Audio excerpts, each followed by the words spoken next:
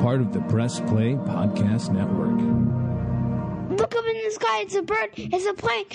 This is Jason J. Lewis, the voice of Superman on Justice League Action. This is Mark Wade, writer of Superman Worldwide, and you're listening to the Krypton Report.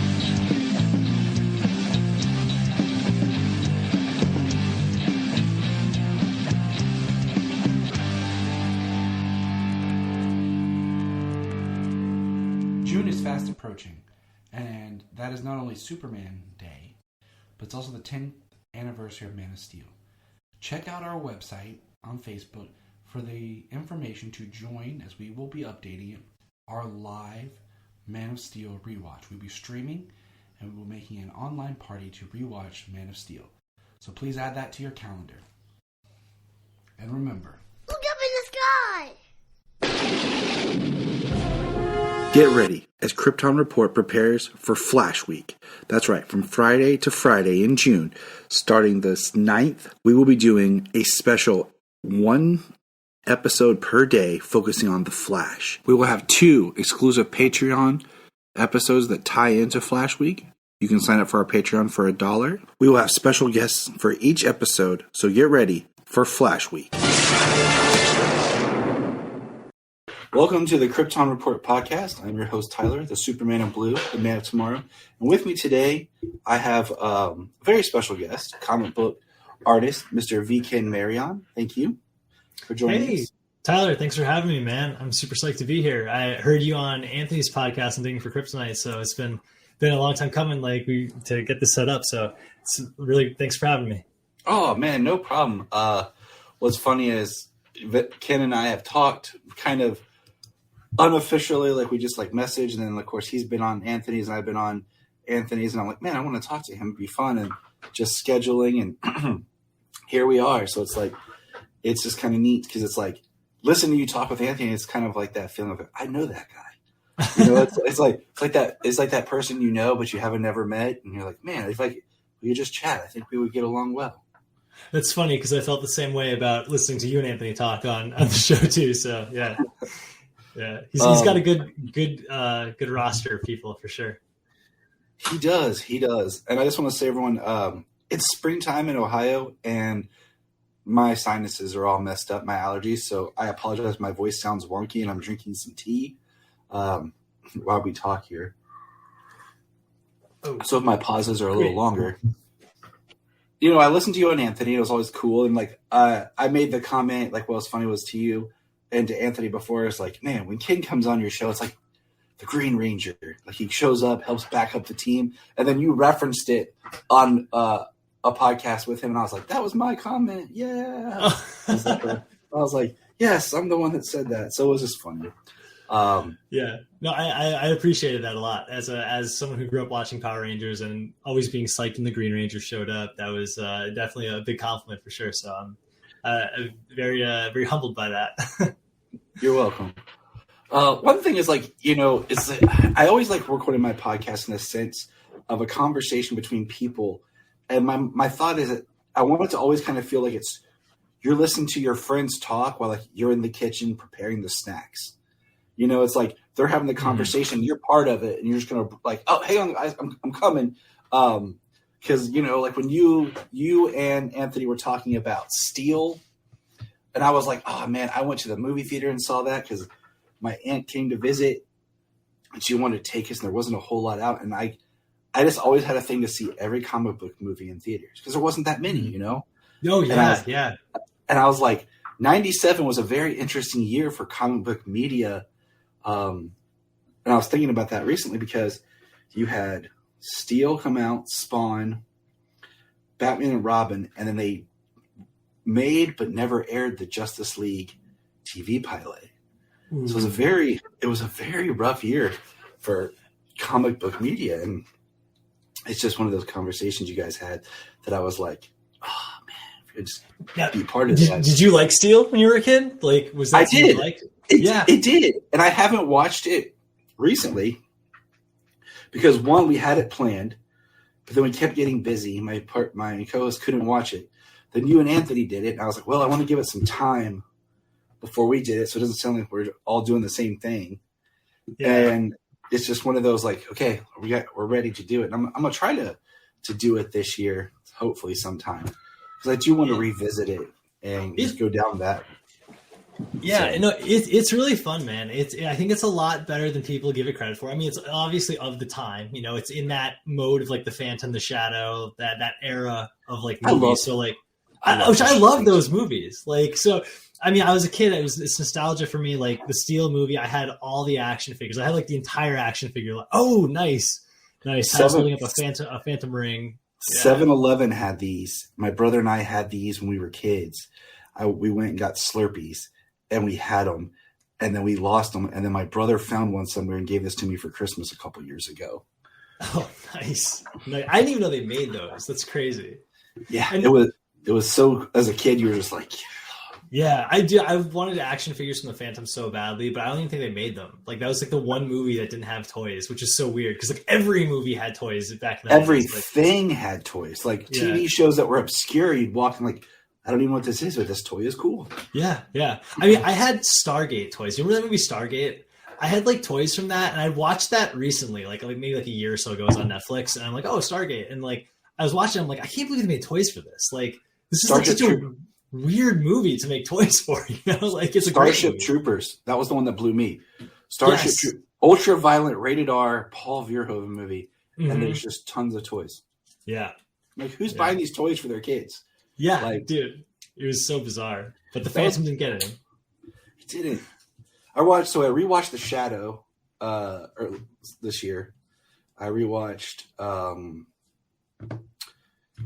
totally forgot. The Shadow, and we did another one of those. Oh, Spawn.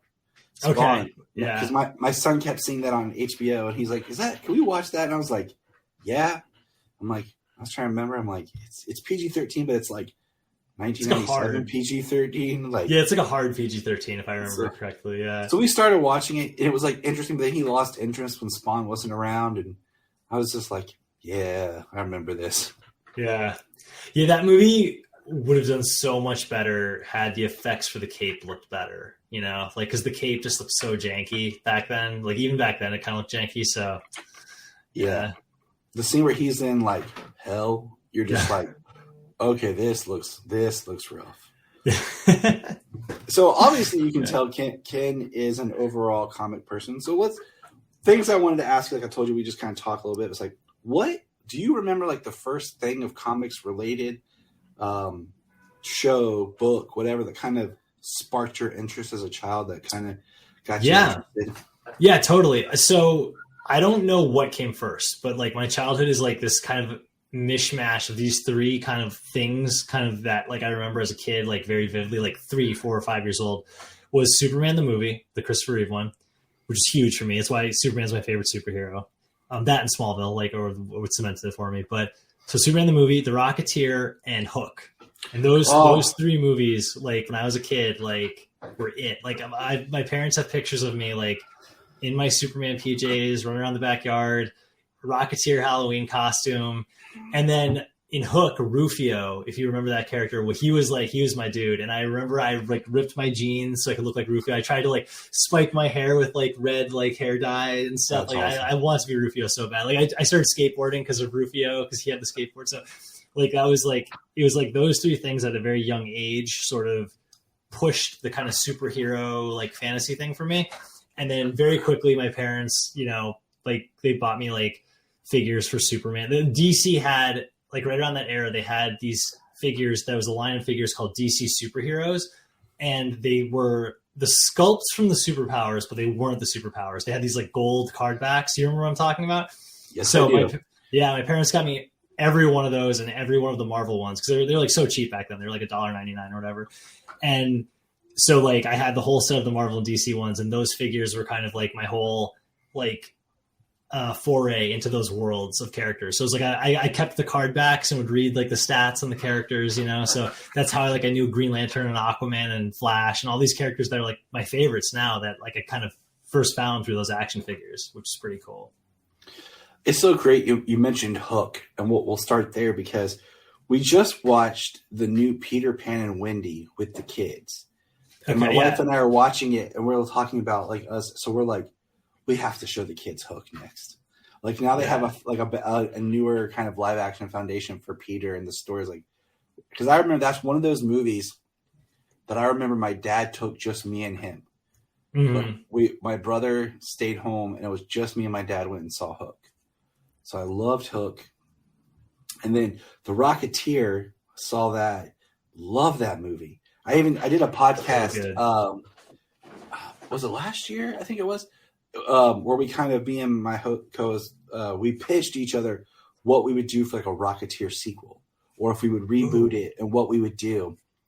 Because there's a show on Disney Junior that's like the Rocketeer's granddaughter. That's like very Disney Junior that my daughter fell in love with.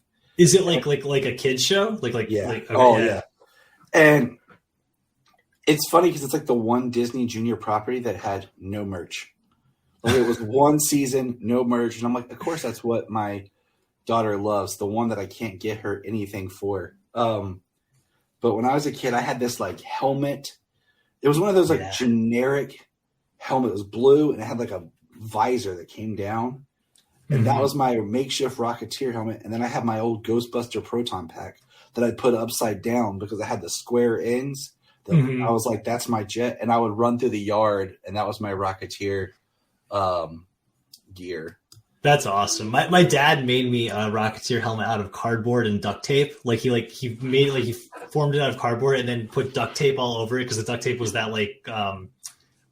that goldish brown color, so like had that like look of the helmet, and you cut the holes out for the eyes and stuff. And I wore that everywhere when I was like 4. That's awesome. Yeah. I wish I had pictures I could show you. If I find one, I'll show you, because I made my daughter a Rocketeer pack. We got her a goggles, like snow goggles, and we got her a pink like skater helmet. And I took 2-liter bottles and duct taped them together and put them on like a small backpack, and that was her jetpack. And nice. Awesome. I made her a little cool little cosplay outfit, and we went in the backyard and I held her up and everything. That's so cool. That's awesome. Did you ever read the I feel like in around 2010 IDW did like a Rocketeer miniseries I think that Mark Waid wrote. Do you remember that? I remember I read one. I don't know if that was it. I just remember I got into reading some of the newer, like where they were bringing back characters like that, and I read a run, but I don't remember it. Like I remember reading it, but I don't remember what was in it. And those are because one thing my friend and I like to do is kind of like spitball, like what are the heroes and comic characters that have kind of disappeared that we could kind of bring back. And like we pitch ideas, like the Shadow was one. Stuff like, why didn't these type characters, if you try to bring it back now, because like the Shadow is cool, but like his story origins kind of just very muddy and kind of weird to try to explain to people, so it's a very interesting character. And I love hearing like that you had comics like Superman the movie was very big for a lot of us, and I always say like I didn't know for the longest time what was Superman the movie and what was Superman 2, because I had it taped from TV. Did you have them both together? Like it was one VHS tape, with both movies taped from TV. So like you had the commercials and stuff, but like as a kid, and then that tape got wore out, damaged, and kind of just disappeared. Yeah. So as a kid, I remembered certain things, but I didn't remember what was what. And then when Superman Returns came out, I bought all of them on DVD, and I remember sitting down watching like, oh, okay, so this is this and this, but I couldn't find them for the longest time on home release. Yeah, no. So my dad was a big he wasn't like a big comic book guy, like in general, like he didn't collect comics, but he was a big Superman guy. Like, so he like watched the George Reeves show when he was a kid. And so when the movie came out in theaters, I think him and my mom were like, they were like just gotten married. So he was like young adult when those, like he's like 30, 32. He's like my age now, And so he loved that movie when it came out. And when it came out on home video in the 80s, he said it like VHSs back then were like $100. And that was literally the only VHS my parents had when I was growing up. It was like that and like 3 Disney movies, So it was like I had the actual VHS from the 80s of Superman. And like I remember I took a picture to show Anthony. It's like the box, it's so weird to see like what the VHSs look like, because the box was like, it wasn't like a movie poster. It was like a frame from the movie of Superman like flying toward the camera. It was, and like there was no title on the front. It was literally just the picture, and then the side said Superman, and then on the back it was like the description was like, "Come watch this magical tale as Hollywood's biggest stars like join to make," like it was like It had a very different like caption as like we're today. Like how much more serious we take it now. Like it was very interesting to look back at that VHS, That is interesting. See, my parents, for some weird reason, had, you ready for this, people? A Betamax. Whoa. I've never seen those. Yeah.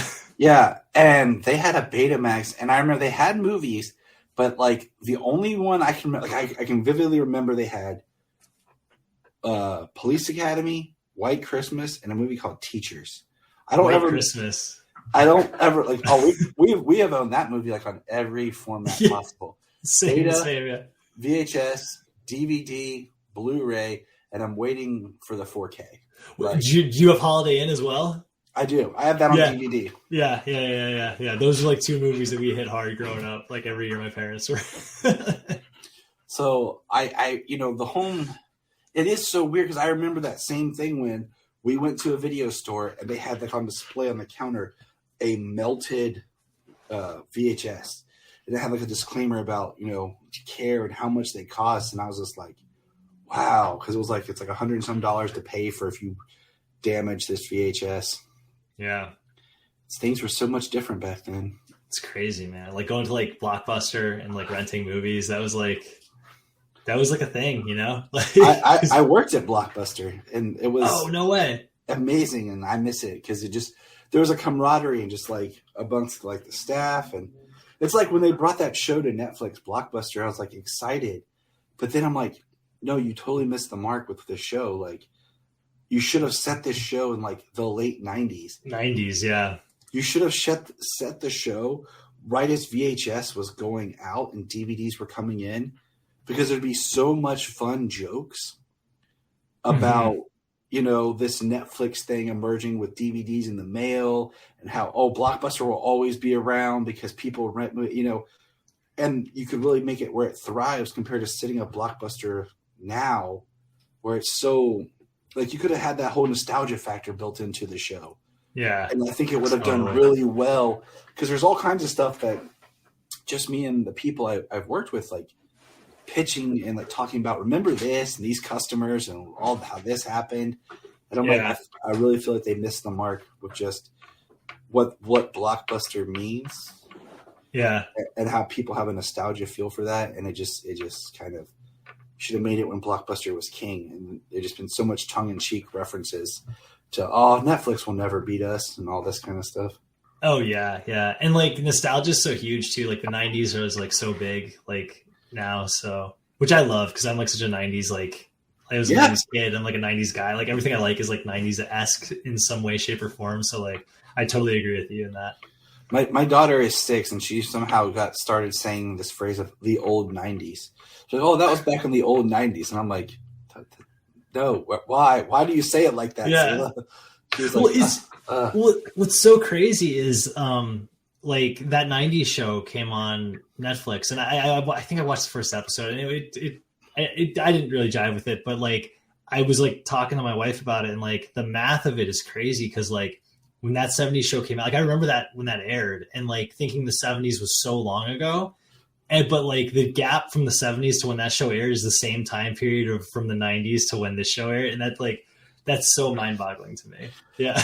I can't remember there's an episode of that 90s show where they go to the video store, and I can't remember what year that 90s show is supposed to be set, because I told my wife, like, that's not right. Like, I'm looking at the movies in the back, like, that's the box for Jurassic World Lost World. That didn't come out till like 97, 98 by the time it hit home videos. There's no way that would be on that shelf right there in that video store. And I'm like picking apart the videos that are on the back wall. She's like, calm down, Tyler. Calm down. Yeah. She's like, it's not that authentic. And I'm like, okay. Yeah. Well, like the Goldbergs with the 80s, did you ever see the show The Goldbergs?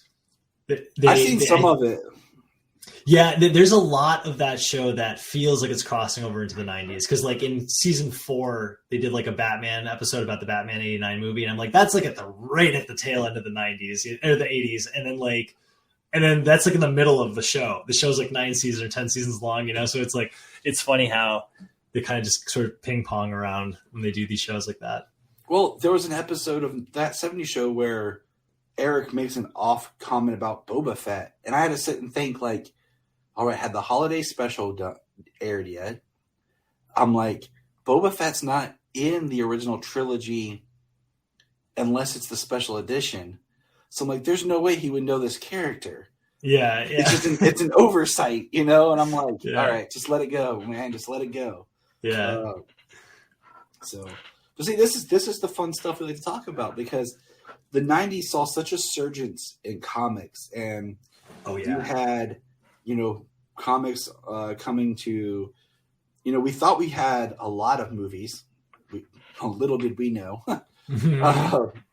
But we had big events, and just kind of talk to us a little bit about like with your growing up, like were you reading books? Did you get books? Like for me, I got books randomly because I didn't have a shop. Where I got my books was a spinner rack at the military base where my dad would go to get things for his uniform because we didn't have a shop. And then when we did get a shop, it was shortly before we moved. So like actually having comics came like randomly. My aunt, one of my birthdays, bought me a bunch of Batman comics. So I didn't never have like full runs or anything like that. I just had books randomly. So what was like your experience with reading growing up? That's almost very similar to mine. Like my earliest memories of having a comic, again, I don't know which one came first, but the 2 earliest ones I have is one was a random Batman issue that had Tim Drake Robin in it. And it was about his dad getting mugged. And it was, or something with like his dad's like in a wheelchair because he just got mugged, and they go to a grave, and the cover is like Batman like with his cape up and Robin's like screaming like because his dad's getting attacked. Like that one's very clear in my head. And then also X-Men #1 from Jim Lee, because those came with the figures, the X-Men figures at KB Toys. And so I had a couple issues of that because I got Wolverine, Magneto, and Archangel were the 3 that I got because I just thought they looked cool. Like I didn't know anything about X-Men, I just like thought they looked cool. And so I got X-Men #1, and then from there my parents saw that like I had an interest in it. So like I would get random comics from people. I would get random Superman comics or Batman or X-Men. But then for me, it was really like in 4th grade is when I kind of touched back with it. Like, cause there's a comic book store in my area, and I went there with my dad, and he was like, yeah, let's get something to read. And I got really into, Silver Surfer, Steel, and Kyle Rayner. And that was like that from like in 4th through like about 6th grade, I was like so big on those characters. And like, again, it was random. It wasn't like reading monthly. It was like, I'd go into back issues and kind of like hunt for like just cool covers and stuff. It was like, I totally bought books based off the cover, like what had the coolest cover. And back then books were they weren't as serialized as they are now. So you could kind of get what was going on and get a somewhat complete story in a single issue, even though there was like, a beginning that sort of led in and kind of tailed off at the end to something else, but like you still got a satisfying read out of it. And like, that was just so big for me, was that. And then like when I got a little older, that's when anime kind of started popping off, like Dragon Ball Z and Gundam Wing and Ronin Warriors and all that stuff that was on Cartoon Network. So I got really into that. And at the same time that was happening is when Jim Lee got on Hush. And that was the time when I just kind of dove in fully into reading monthly. And I got like a pull box at my local store. And like, I was just reading like anything I thought had like cool art. And I had a subscription to Nightwing, Green Lantern, Silver Surfer, and Batman and Superman. And that was like my pull list. And then I'd get random, like whatever stuff was coming out that looked cool too. But yeah. And then from there, it went to, and from there, just kind of like ballooned out into just reading like whatever I thought was cool. Yeah, I hear you. I hear you on the just whatever was cool, because I would go and get books from the library, and that's when I really discovered that what trades were.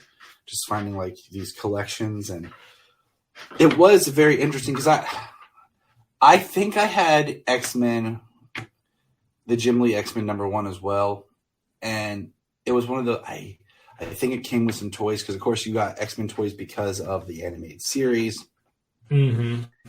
And I know I had one. That first line of toys wasn't based on the show though. It was like it was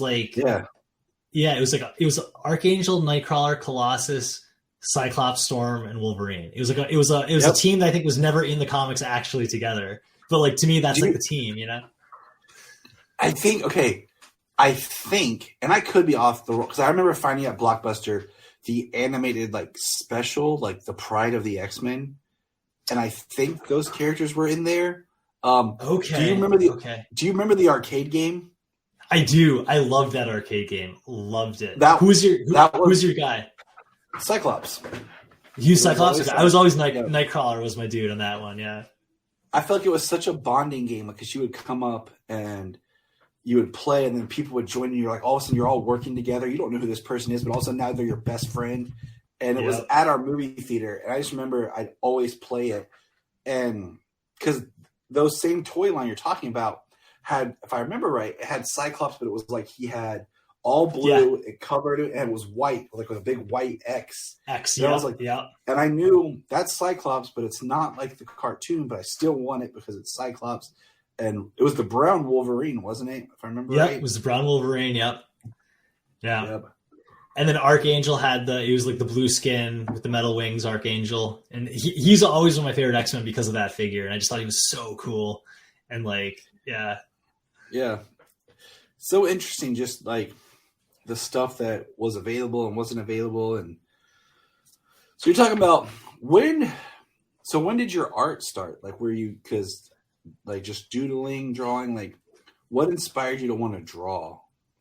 Yeah, I mean, I was drawing like since I was like before I can remember, you know, like I was just like on doodle pads and stuff. My grandparents always buy me big newsprint pads with crayons. Like I feel like every kid gets that kind of like the basic kind of like, here kid, doodle kind of thing. And like I don't know, I guess I just like really took to it, and I had fun doing it. And I very quickly started drawing like people. Like that was my thing, was like I hated drawing cars and buildings and scenery, but I liked drawing like people, more specifically characters. Like I remember drawing like the Wizard of Oz characters, or like the Hook characters, you know, like stuff like that. And then Superman, obviously, when I would start drawing Superman, and then Power Rangers and all the superheroes, all the figures I was getting, all the X-Men, all the DC superheroes.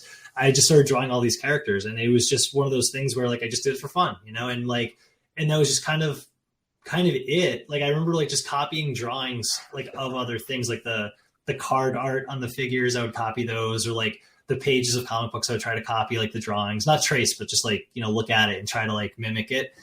And and then it was just that kind of went that way. And then like I said before, like when I was in middle school, anime kind of started getting like really big, and I got really into Dragon Ball Z and Gundam Wing. And I remember in my school, like my friends would pay me to draw Dragon Ball Z characters. Like they'd pay me like $3 or $4 to draw like Goku or Vegeta or Trunks or whatever. And that was like pretty cool. And I was like, and then at the same time, you know, you'd see like movies, like behind the scenes featurettes on Blu-rays or DVDs at the time of like people that worked at Disney or animators and stuff like that. And I kind of just wanted to figure out like, oh, it'd be cool to have a job working at like Disney or something, like being an animator. And then I didn't really think much about comic books. Like I liked comics, but I didn't think too much about it until Jim Lee's Jim Lee's Hush. It was Hush, and then Michael Turner's covers for Flash.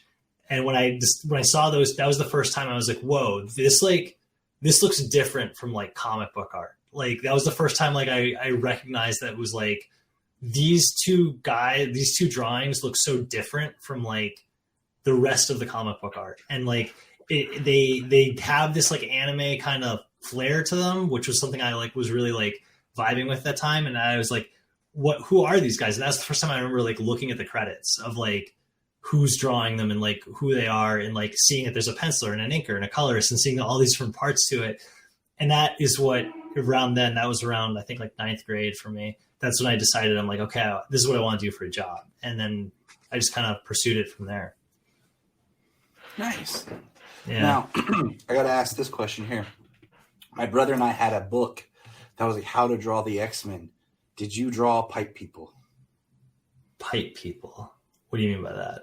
All right, that's obviously no. It was this like thing that it told you like how to draw, and it would show like how to draw like a circle, and then like a line, and then like a for the body, and then another line and like a circle, and then it would say like, okay, add this to like start doing the muscles, then go back and you would erase.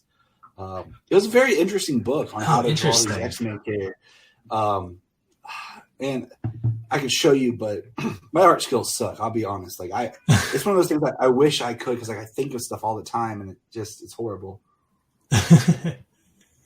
But it was like, the book, my mom got it for my brother, and I was like, draw the X-Men, and how they do it. And it was like, the thing was like the pipe people and how they, started the basic mold and stuff. And I hadn't thought about that till we were sitting here talking about the X-Men, and I was thinking back just that time period. I was like, man, I'm going to ask him about this. Yeah, that's really cool. That makes sense. You're talking like construction, like as to imagine the people as like cylinders kind of thing. Is that what you're talking about? Yeah. I think when I was growing up, I was just basically drawing outlines of people. Like I was literally like just drawing like I wasn't doing any kind of underdrawing. But then when I got older, like in high school, and I started learning about like how to draw anatomy and stuff, like I learned more about the crosshairs of like a face and the dimensions of how things are split up, and like how the musculature works, like when like how muscles move when you move and stuff like that. So that was something that came later on. But like I wouldn't say it's pipes, but like the way I construct figures now is I do an underdrawing of like shapes, I guess. Like they're kind of like football shaped, kind of like things that like kind of group the muscles together, like yeah, that's cool. It's always, I always find it fascinating, people like their process, the way they do things. One thing that we like to do that we've kind of done as a family, like last summer, is there's like this how to draw like cartoon characters like on YouTube, like this guy and his daughter. Mm-hmm. So we'll sit as a family and we'll watch the video and draw along. And for every artist out there who does these videos, you need to take a little bit longer between each step, because it's so hard to hit pause, back it up a little bit, everyone catch up the drawing, then keep going. So all you great artists, I know like you can draw quickly. For us who are struggling, slow it down. Okay. But it's just something we've learned a little bit more. Like my wife's comes from her grandma was a painter, like could paint real well and everything. And so like we always enjoy art and like the process of how each individual artist approaches like their drawing and everything. So it's always neat to hear those stories. Now, you did state that Superman, and we'll come back to like a little bit more on your career as far as like getting involved in comics and everything. Here's a question I have to ask. I ask this of every person: trunks or no trunks? It's just the hard-hitting questions. I feel like this shouldn't be as like third rail hot button concept as it is. Like I feel like people really lose their minds over whether you say trunks or no trunks. But personally, I like the no trunks. Like I think objectively it looks cooler. Like I've said this on Anthony's show a lot, and I'm sticking by it. But like I don't think that the trunks look bad per se. Like I'm not like anti having trunks. I'm just saying like if given my choice, like I really like the New 52 design for Superman. Like that was one that I really liked a lot. Like that, and I know that was controversial, but that was probably like my apex of buying books was the New 52, and like I had such a good time with those books. I thought so many of the artists were like so good, and I was just like right when I got out of college, so I was like just diving so into it, and like I don't know, I just really related to that type of Superman at the time, like that young, like not really knowing what he's doing, kind of like in over his head version. Like I felt like in my life I was very at that point, right out of college, trying to get work, so like I thought that was a very cool take on Superman, and I loved the look. I loved the collar and everything. So, but it's hard to beat Christopher Reeve too. Like he's just like he looks friggin' great in that costume with the trunks and everything. So, I mean, I can go either way, but if it was up to me, if DC came to me and said design the new costume for Superman, I would go no trunks. I align with what you said. Like to me, it's not a break all end all, but it's like sometimes it comes down to the artist and the style. And I just feel at times like people get too hung up on it. Like I enjoyed the New 52 Superman style. I thought the collar was neat. I also liked the story that went behind the costume of it being something tied to his planet. And I even thought like they were trying to go somewhere a little bit more realistic about his costume, where, you know, it was like this little symbol on his chest that he would touch, and the costume like was digitized. Yeah. Was, you know, then the idea of thinking that he's wearing that entire suit under, you know, like because like I could see the suit, but you know, then I'm like, well, that's a big cape. The cape, like, and the boots, you know, things you don't really think about, like the suit. You're like, but then you're like, the boots, the belt. You're just kind of like, but I think, you know, like like right now, this season of Superman and Lois, I really like the costume that he has. I think they got it down. Is it the same one from season 2, or did they change it? They changed it. It's thinner, it's leaner. The only thing that I wish that it had, I think would make it almost perfect, was if it did have more of the 3D symbol, where it felt like the symbol was more on the suit than not part of the suit. Gotcha. So I'm just like, I think they did a good job. Like, I was not a fan of Tyler's suit when he appeared on Supergirl, like with the big clasps. I didn't like that one. I did not like the belt and the boots, but what they've done on and Superman the neckline was really super low too, right? The neckline was like really low. I didn't see the episodes, but I remember seeing like photos, like set photos, and I was like, oh, I don't like that. But Superman and Lois is great. Superman and Lois is great. I would recommend just for his performance, because it's so charming, and you automatically fall in love with him as Superman. Just those first 2 episodes of season 2 of Supergirl, where he shows up, because it's just such a, you're like, it's like the Superman and Lois suits, like the neck is too high. I wish it was a little lower, but then his Supergirl costume, the neck was like too low. It's like, we got to find that medium. I like, so I've seen the first 2 seasons of Superman and Lois, and I really do like his costume. I wish there wasn't muscle padding in it though. That's like the one thing about it that I'm like, he's like in shape. Like he doesn't need to have this like extra bulky muscle padding in there. So I do wish they didn't do that. But like aesthetically, like I like that's like dirty looking. Cause like if he was flying around, you know, and fighting all these guys, it would be kind of dirty. Like it looks like how like planes have that like dirt kind of spray on them. Like I think that's kind of cool. I know some people probably don't like it, but I think that's like cool looking. I like his suit, but at the same time, I was like, if you watch carefully in the first season, when you get to the latter part of it, it looks like they took some of the padding out. So it makes me wonder if like when they started shooting or something, they were still working with it because they were coming out of like COVID, and I don't know, like maybe he wasn't as in shape, or they were rushing. I don't know, but you can kind of see where it starts to lose a little bit of the padding and get a little bit more sleeker. So you have had the assignment to draw Superman, and I had it pulled up here on my tablet. Well, let me get back over here. I did recently. I was reading because I knew that you had done work on Trinity, and I was reading Trinity. Stupid iPad. But you had also worked on the Superman Man of Tomorrow, correct? Mm-hmm. One of those digital first. So were those your which assignment did you get first? What was your first assignment for drawing Superman, and how did that feel?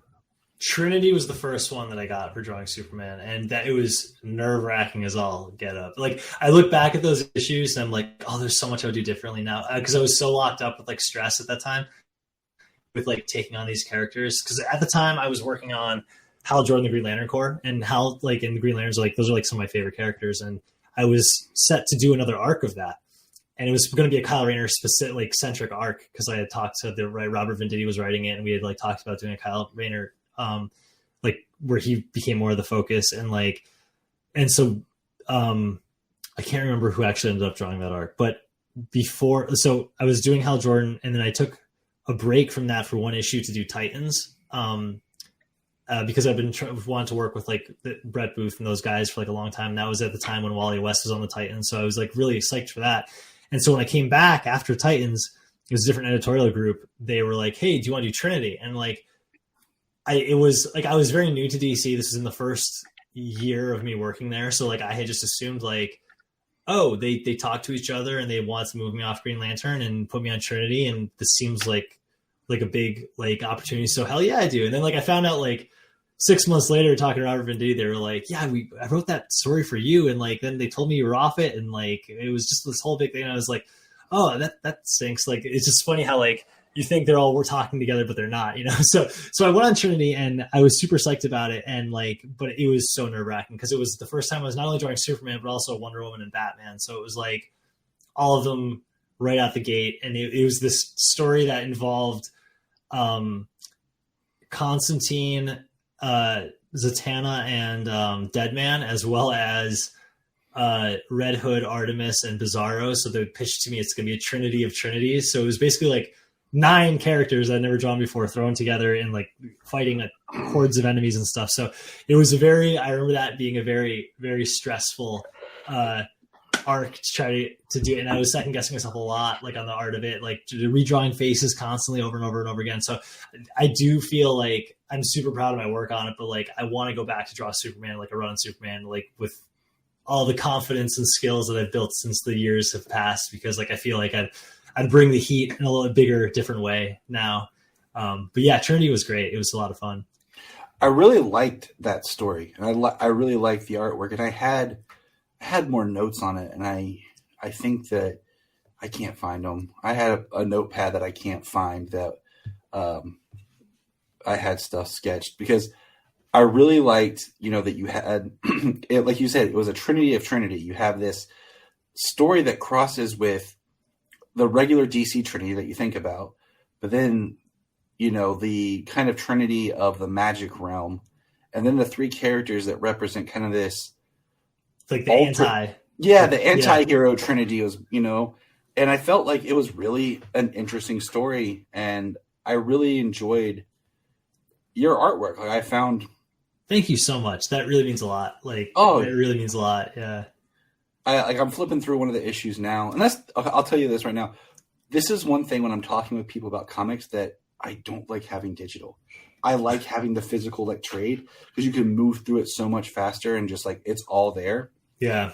But you talk about, like, if you're looking at this, I can see a Jim Lee influence in, slightly, but not enough to think, oh, he's just copying. Like there is, I don't know what the word I'm trying to think is, but there is a slight, like I can see where like, you're like, I have this influence, but you're not trying to be Jim Lee. Oh, thank you so much. See, that's when I look back at those issues, that's my one hang up when I look back, is that like I feel like I'm being too much like Jim Lee actually when I look back. So that's good to hear, because like I said, like he's one of my biggest artistic influences, and at the time, when Rebirth came out, he was doing tons of designs for them. So a lot of the reference art they're giving was Jim Lee reference, and like I feel like in the years since I've grown in how I want to approach these characters. Like I've made choices on how I want to do, like, say, Superman's hair or Batman's ears, like little affectations that like kind of define everyone's sort of take on the characters. And so if I went back to draw those characters now, I would do things different. Like Batman,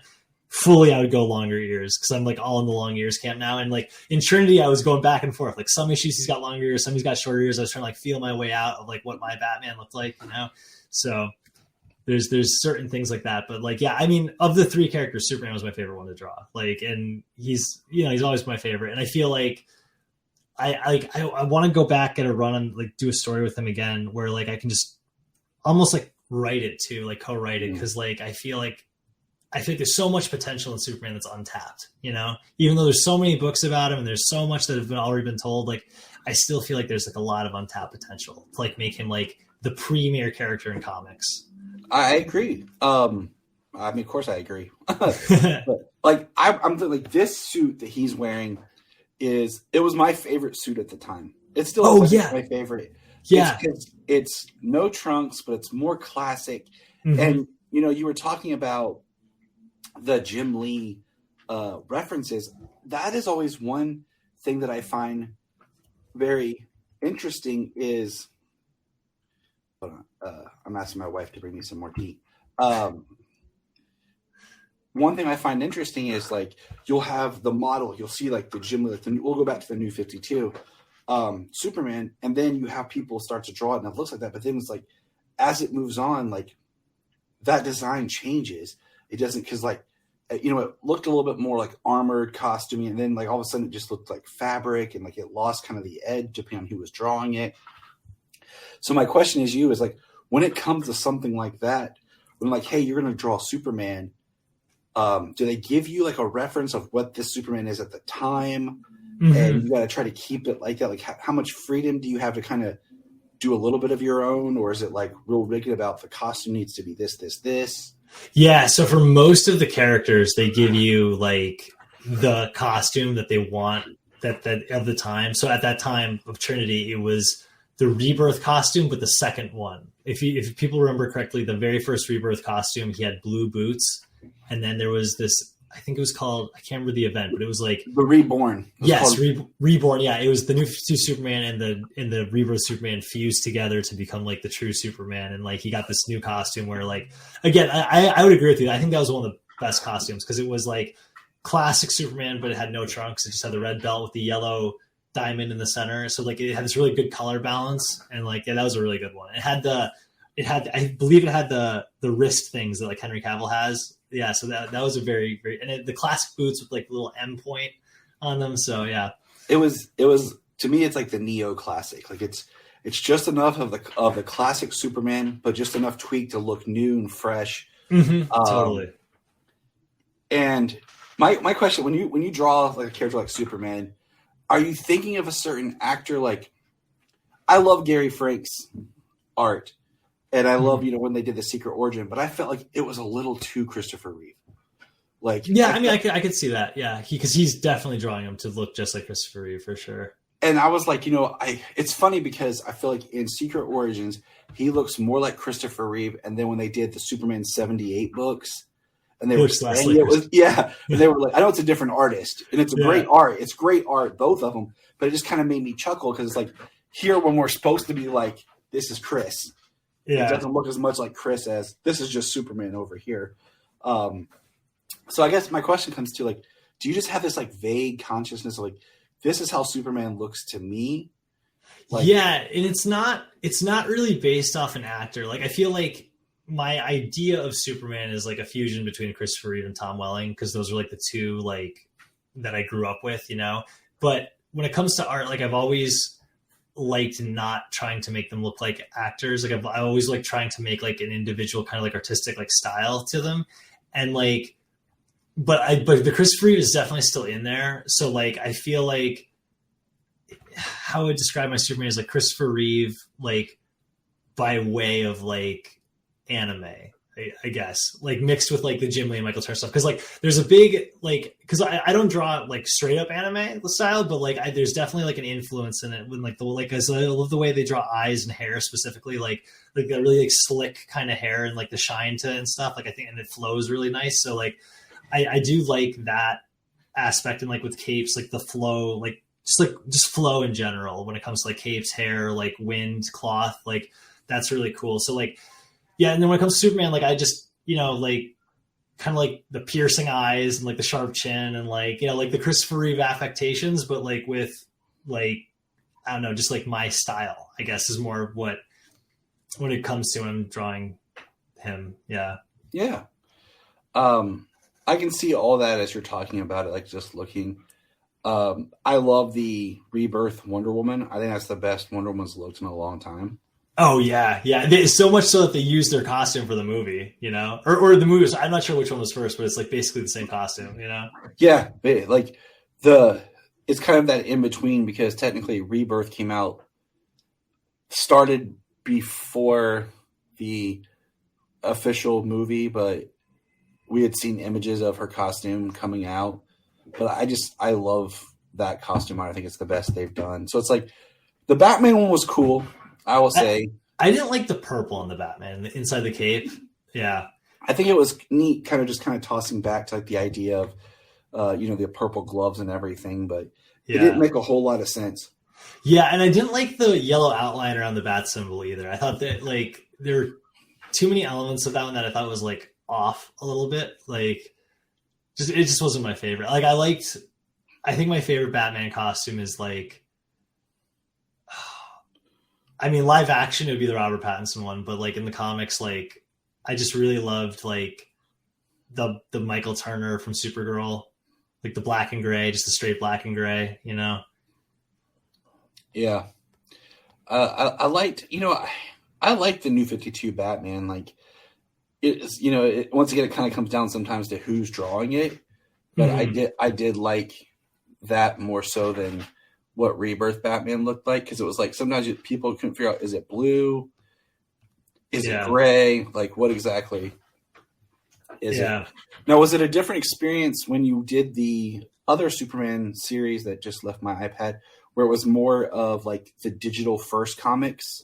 Yeah, so that was just straight up classic Superman. That was, that was the classic costume with the underwear and stuff. And I know before I was saying like I prefer the no trunks, but like drawing the classic costume, there's nothing like it. It's like iconic for a reason. And like at that point, it's just like, how cool can you just go wild with it, And like that was a super fun book to do. It was only one issue, which was like sad because those books were like one and done kind of issues. But it was Stephanie Phillips wrote it, and it was like a really like heartfelt story. Like it was about like how it like kind of like how Superman's a hero without like how the smallest things can make the biggest difference in someone's life, kind of thing, And that was a fun one to do for sure.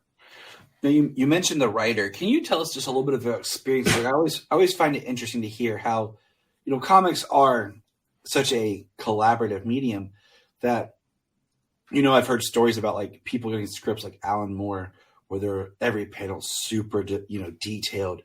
And I've heard like Scott Snyder and Greg Capullo talk about their first relationship building, about how Scott would send over this detail and Greg's like, dude, I got this. Let me draw it. How do you like working with a writer? Like how much detail do you want in your script? How do you feel like just kind of like that whole process of interpreting what they're saying into your drawings? Sorry, excuse me.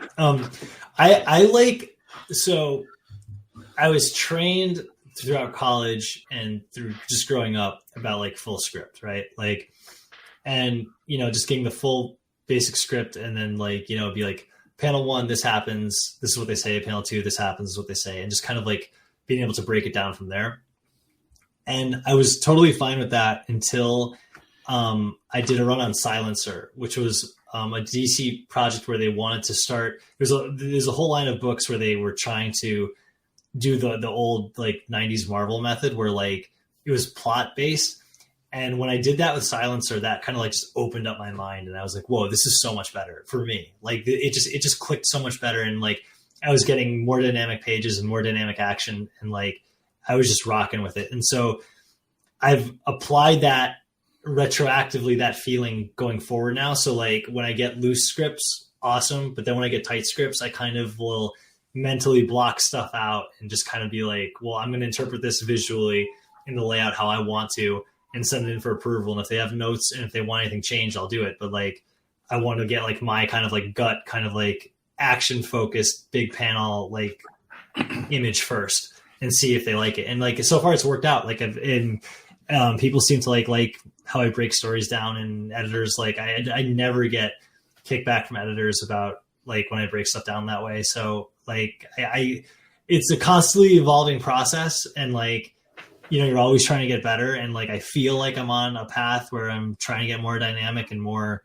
exciting, but who knows, it's up to the readers to ultimately decide whether it's working or not. But I do like, that's a long way to say is that I do like the looser scripts better. Like I jive with it a lot. Cool. I mean, That's like I said, going back to that collaborative method of just trying to build the relationship between the artist and the writer. Of this is working, this isn't working. I need you to like do whatever to change it up. Mm-hmm. I don't want to keep you too long because I know how life is and you got food to eat. What are you working on now? Like, tell us a little bit about like what are you working on now? Where your art's taking us. What projects are you excited about that you're doing that we can be a part of? Yeah, totally. So I've got a lot of irons in the fire right now. So I'm working on a book called Death Shroud, which I've been working on for the last couple of years, actually. And it's currently on Indiegogo. It's an independent creator. It's an independent comic book. I was hired by the creator of it. His name's Chad Larson. He is created this new independent company called Dream Key Comics, and they're from Canada, and they're currently ran the first 2 Indiegogos for it. And it's a kind of like a dark anti-hero kind of book. So it's like along the veins of like a Spawn or like a Venom, but also like heavy influence in video games like Darksiders and Destiny and games of that nature. Cause he, the creator Chad, he's really big into that world. Like he worked in esports for a while. So the world of video games is very big for him, like Halo, all that kind of stuff. So it was his way of like kind of melding all these different ideas and like different mythologies into this like cool kind of cosmic story that has a little bit of Star Wars in there. It's a little bit of like all the stuff that he likes. And for me, it was cool because I had never done like a dark anti-hero kind of book before. And like, I loved that stuff growing up. Like 90s Image was like, drawing all the crazy cross hatching and capes and stuff. So it was such a cool opportunity for me to jump on board with that. And also like what we were talking before, like he was very collaborative and like in what I could bring to the table and visually. And like, I was almost I'm like the art director in many ways of Dream Key at this stage. So that's really cool. So be on the lookout for those through Indiegogo. Then I'm also working on Vanish with Ryan Stegman right now. So issue 7, which is my first issue of it, came out today. They were actually recording. So you guys can go out to your digital platforms or your local comic book stores and find that. And I'm also going to be doing issue 8. And that was a cool opportunity because that was sort of reverse of what we were talking about, where Ryan, he was co-writing that book with Donnie Cates. So he would actually, like, one of the ways he would co-write that is he would do breakdowns, like layouts. So I was actually working off his layouts. So that was like the inverse of what we were talking about in that, but I was doing the pencils and inks on that. Yeah. And that was, again, it was a cool process. It was like just a different mindset. So I could focus really on like the rendering and just like the drawing, and so those are coming out now, and issue 7's out now, and issue 8 will be out next month. And the third thing is a creator-owned book that I've been working on for the last couple of years. Can't talk about the name of it or really much about it other than that we're aiming to have it coming out in the end of the summer. We're going to have our first release of it in the end of summer. And it's something I've co-written with my writing partner, whose name is Jason Matthews. We go back a long way. And so we're co-writing it. I'm drawing it. I'm penciling inking it. And Andrew Dahlhaus is going to color it. And it's very cool. It's something different than anything I've ever done. But if you're a fan of Superman, which you guys are listening to this show, obviously, things like, nobility, altruism, doing the right thing because it's the right thing, themes like that are very present in this book. So if you like the best of what heroes have to offer, then you will definitely want to check out this comic because it's basically everything I've liked growing up kind of put into one sort of idea. So that sounds awesome. Are you doing any conventions? So I'm maybe going to do New York Comic Con. I'm still deciding about that. But other than that, no, because I'm so busy with all this stuff. I know COVID kind of kicked me right out of the convention loop, like I just got so used to not going to them. And then when all the work's piling up, I live just outside of New York City. So New York is the one I go to every year because it's sort of like my local show. But I need to get back to Cincinnati. Like I love Cincinnati. I love Dragon Con. I love Philly. I love like a lot of these shows I've gone to in the past. So I need to get once my career-owned book's out there, like probably in 2024, I'll be hitting the convention circuit more. I always hit the one in Cincinnati, so that'd be kind of cool. The Comic Expo? Yeah. Comic Expo? Yeah, that's a great show. The guys on the show are so good. I got to do a panel last year for it, so that was cool. And I plan to do it again this year. What is the best social media outlet that people can follow you and check you out to follow your art and what's going on so we can get the update when that new book hits? Yeah, so follow me on Instagram is like my main one. It's at V Ken Marion on Instagram. And then and that's where I post most of the stuff. And then I also do Twitter, which is at VK Marion. And those are the two that I'm at. I have a Facebook, but it's pretty much just for family, and I don't put any art stuff on there. So yeah, those are the two main ones. And I hopefully me and my writing partner will be doing like a YouTube or a podcast kind of thing to go with the launch of our book too. So maybe we'll have that in the future too at some point. So awesome. Now, last question. How excited are you for the Flash movie? I'm tentatively excited. Like I want it to be good. I heard today about a spoiler about a cameo of a certain character that's in it. Oh, when we're done recording, since you said that, we'll hint out and see if you heard the same thing that I heard. Yeah, I think it's a super related character. Oh yeah. So that has me psyched. That has me super psyched. But yeah, man, I mean, the trailers all look good. Keaton was like one of the Batmans that I grew up with, so it'll be cool to see him come back. You know, the new Flash costume looks pretty cool. Yeah, I mean, the controversy with the main actor is like a little odd, so that's got my excitement a little tempered, like I'm like, I don't know, but the movie looks good. Like Andy Muschietti looks like he made a really good movie. So, I mean, are you excited? Yeah. My daughter she loves the Flash. Like her 6th birthday was Flash themed. Nice. We went to the theater and when we saw Shazam, they had the Flash trailer before, and she stood up and was like, she did like a Superman rip for her Flash t-shirt. That's what she wore. She's like, Flash. And then my son, he really has liked the Michael Keaton Batman. Last September, we did a triple feature at Cinemark where they showed Batman 89, Batman Returns, and Mask of the Phantasm. So he went, and we did all 3 of those, and he really enjoyed it. So when I bought them both new Halloween costumes after Halloween of Batman, my daughter picked the Pattinson, and Solomon picked what is the Keaton for the Flash costume. So he's really kind of gotten excited about the Michael Keaton Batman. So nice. I mean, I understand completely like the issues with Ezra, and I know like Ezra's seeking help, so like that's a good thing of admitting you have issues and seeking help. Like we all have stuff, but there's so much more to the film than that. Like like Andy busting his butt as the director, and and all the other actors. It's like definitely like a separate the art from the artist kind of thing, because there's so many people that work on movie. Like there's so many. Like it's not just not. I mean, the ones we're naming, like all the CG artists, all the the sound guys, like all the everything that goes into it. The credits for this movie got to be like thousands of people that worked on it. So So I tried, like you said, separate the art from the artist. I mean, it's kind of like even like with Smallville, like going back and watching it and thinking, separating what happened with Allison Mack to like the character and like just enjoying that for what it is. Because it's so much more than that one person. Yeah. Did you see the newest trailer that came out today? Yeah, it looks good. Like I will say, like the way the personality of Barry Allen in this like looks better than it did in Justice League. I'll say that. Like when he's in the plane, he's like, "This rips!" Like he's got like so much excitement in it. Like he seems like they're making him less of like a goofy joke and more like a competent like hero, which that's cool, because like that was my biggest argument from when we watched the Snyder Justice League versus the theatrical.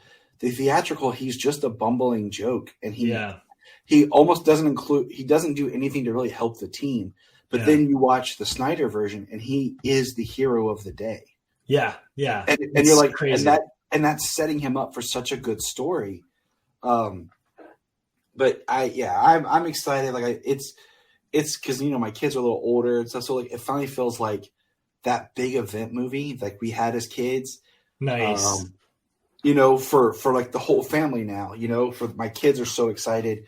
I got my tickets yesterday, and my daughter was so excited when I showed her when we're going and everything. So that's cool, man. That's so cool. Do you guys have an Alamo Draft House out there? We don't. And when I was in San Francisco for an event, I had a thing going on. And there was an Alamo Draft House there, and I wanted to go, but it was at the weekend that Guardians was coming out. So like when I got there, all the theaters changed over to Guardians, and there really wasn't anything else showing. Oh, like, okay. It was like all indie stuff, and then like Guardians. And I was like, well, I'm taking the kids on Sunday when I get back. I don't want to see it without the family. Yeah. So, because everyone talks about the Alamo Draft House, and I was like, oh, it's so good. It's so good. They bring like food to you, and they've got bottomless popcorn, and they just bring it right to you. You don't have to get up. It's like the only place we go to, because like every other movie theater experience like is like crap in comparison. Because like, and they enforce no talking or no like texting and stuff. So it's very cool. I plan to visit one if I'm ever in an area where there is one. But yeah, if I had got there a little bit earlier, I probably could have caught a showing of something else, because I was thinking about it. But it was a bummer because everyone talks so highly of those theaters. Yeah, it's cool. We just saw Super Mario there a few weeks ago, and nice. It was really cool. Did you see that movie? That was my kids. Yeah. They love Mario. They like Mario is just something that like kind of brings the family together. Oh yeah, totally. Because you have like their grandparents, like my parents, my wife's parents, who played Mario games with the kids, and then I played Mario. My kids played Mario. Yeah. So it was very much like a family collaborate. And that was the first time I took them to a 3D theater. Oh, cool! So it was their first time seeing something in 3D, and it was really exciting. Yeah, for them, because I wanted to give them something special. Because it came out the day after my daughter's birthday, so we kind of went as like a delayed birthday gift. So that's cool. That's really cool. That's so funny too. Like, because we took my mother-in-law for her birthday to see Mario. It's like because my wife's mom. Yeah, so it was me and my wife and her sister and her mom, and then and it's like you're saying, like different generations, like. Seen it, and it was great. I thought it was like the most fun I had in movies in like a really long time. Like that was a great movie. If people haven't seen it, definitely check it out. It was one of those movies that you smiled, you felt good, you had a good time, and you didn't have to like. I hate the expression like turn your brain off. Like, yeah, I hate that expression. But it was just sit back and enjoy kind of movie and have fun with it. You know? So there was some like emotional heart to it too. Like at the end when he's like looking at himself in the TV screen and like he's like getting the courage to get, like there was points that really like hit that emotional button for me like big time, and I was like, and just the brother's story, because me and my brother are like 3.5 years apart, but we're also like really close. So just the brother story that was put in about Mario and Luigi, and how I really like that and thought that was very well done. Yeah. But thanks for chatting, man. Like. Oh yeah, thanks, man. Thanks for having me on. Like this is so much fun. Like if we'd love to do it again sometime. If like I said when me and my writing partner if we ever make our podcast / YouTube show, we definitely got to have you come on for like some stuff because it'd be great. Oh, that would. I mean, you let me know. I'll promote it, and it's one like I said, we could go on forever, but like I try to respect your time and everything, so I don't want to keep going. But yeah, I could go on forever too. It's like one of those things where you're just nerding out. Like, we can go forever. The last story, and I'll let you go. The first time I talked with my friend Zach, who does the Always Hold On to Smallville podcast, we talked for 3 hours. Oh wow! And my wife's like, "Are you okay? Are you still in?" Yeah. We're 2 Superman fans talking for the first time. We're good. We're good. So I try now to kind of limit it. Like, I could like take you like you can't really see everything because it's kind of dark because the sun's setting, but like. All my stuff. Oh, nice. All my stuff I got hanging up in like the room and everything here. Like, nice. I got some stuff from when I was a kid still, and that's awesome. Take you around, like let's look at all the stuff you talk, But that's awesome. We won't do that. But thanks, Ken, for being here. We appreciate it, and everyone check out his social. Check out if you have the DC app. I highly recommend going and finding his Trinity and then his other works. Really, really great stuff. So thank you. Cool. Thank you, man. This is a blast. Thanks so much for having me. Look up in the sky. We just want to say if you've enjoyed this podcast, please check out other podcasts on the Press Play Podcast Network. $1 a month, you'll get extra special content that you don't get on the main show, like movie commentaries and whatever else comes out of our mouths. So check it out, patreon.com/Krypton. We're going to press pause and hear a few words from our other podcasts on Press Play Podcast Network. Hello, Brooks here with the Books with Brooks monthly book club podcast. Here's how Books with Brooks works. We read one book a month and then we talk about it. classics like Stephen King's The Shining, debut novels like We Are the Brennans by Tracy Lang, and tons of other compelling, life-changing stories, one book and 1 month at a time. So come read along with us and then listen in. If you are like Tyler and James and can't get enough super talk, check out these other podcasts. Digging for Kryptonite, Supergirl Radio, The Last Sons of Krypton, the Superboy Legacy Podcast, All-Star Superfans, Superman the Animated Podcast, The Aspiring Kryptonians, Always Hold On to Smallville, The Geek of Steel, and Truth, Justice, and Hope. Remember to check out Krypton Report on all social media platforms. Go to linktree.com/Krypton Report. You find all of our. Before we start this episode of Krypton Report, I want to take a moment and just give a shout out here to our Patreon. I know what you're thinking. Gosh, everyone's asking for money, and I get it. But our Patreon is only $1. $1 a month. It helps us keep the podcast going. And what we do is we try to find interesting shows and topics and whatever we want to talk about. We've done, as of this little thing, our last recordings were on the Scream series. Brian and Tyler, that's me, do our own show where we record in the car, and it's kind of funny. And we talk about pop culture or whatever is going on. We also have the Supernatural podcast we've been reworking. It's taken some time just because of life. But we do movie commentaries as well. It's something that James and I have done, what we used to do on the main show that we've started doing here. So for $1 a month on our Patreon, you can get those shows. There's at least 4 a month. Also, there's my movie pitch show that I do. But also, what we want is if you're a Patreon, you can come on. You can come on the main show if you want. Or if there's something you want to come on and talk about, we can do it as a Patreon special. So all I want is for $1 a month, think about chipping in, joining our Patreon, and you have a voice to be a part of things. Follow the link in the link tree or in the show notes below, patreon.com/Krypton Report. This is Dan Jurgens, and if you want to have a good time, keep listening to the Krypton Report.